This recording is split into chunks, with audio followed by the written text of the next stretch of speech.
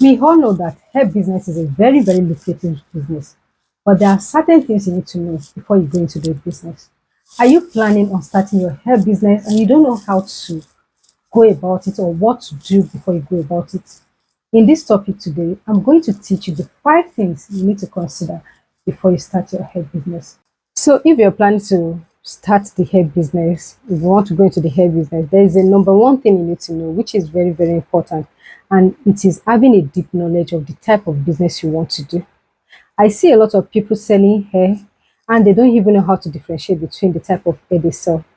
So, when you are going for the hair business or you want to start the hair business, you must learn how to identify the different type of hair we have. You must learn how to differentiate between hairs. You must learn how to differentiate between human hair. We have different type of hair. So you must have a deep knowledge where to get your hair from, where to source, where to get raw hair from.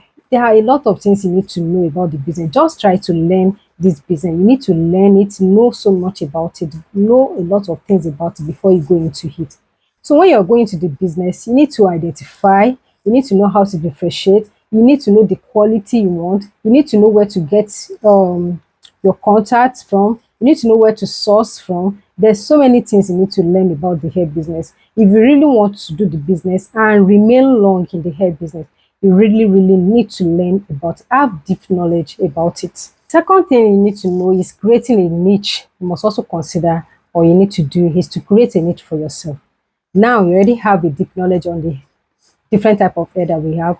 You already have a deep knowledge on different type of closure, different type of wigs, difference between Chinese and Vietnamese hair. You already have that knowledge. So it is now time for you to create a niche for yourself. What type of hair do you want to be selling? Are you the type that want to go and that want to start selling raw hair? But are you the one that want to be selling blend? Are you the one that want to be selling low grade hair, Oma hair? So this is the time for you to now create that niche for you. Who are your target customer? You also need to consider that. Who are the people you are planning to sell to? Are you planning to sell to students? Are you planning to sell to working class? Are you planning to sell to people that you know they can actually afford luxury? You don't just want to tie your money down. You don't just want to invest in capital in business where people, you are not getting enough people to patronize you and your capital is tying down. You want to start that business that want to keep moving. So this is the right time for you to create a niche on the type of hair that you want to be selling. So the third thing is, where do you want to be getting your hair from? You also need to consider this. Do you want to be sourcing from China? Do you want to be sourcing your hair from Vietnam? Do you want to be importing by yourself? Or you don't even have that enough capital, or you don't even have that contact to start importing by yourself? Do you want to be getting from your local supplier here? We have a lot of places where you can actually buy and sell here in Nigeria. We have Balogun, we have trade fair, where there are people that sells wholesales. Do you also want to be buying from them, or you want to be drop shipping for someone? So this is another thing you need to consider. We have talked about having a deep knowledge on the business before you start it. We have talked about creating a niche. We have also talked about you knowing where to source your hair from. When you start your business, you need to know where you'll be buying it from. So the fourth one is having a trusted supplier. How do you want to get the contacts? How do you want to go about it?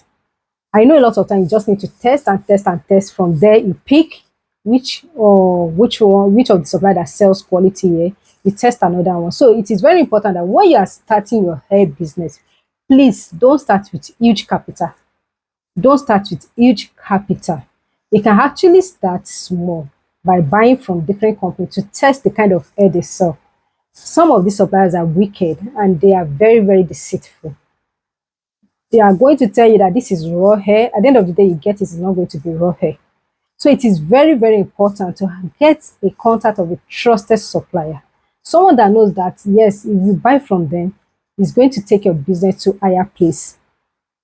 Because what else do you want? When people see that, okay, this is what they order is what they get, they are surely coming back.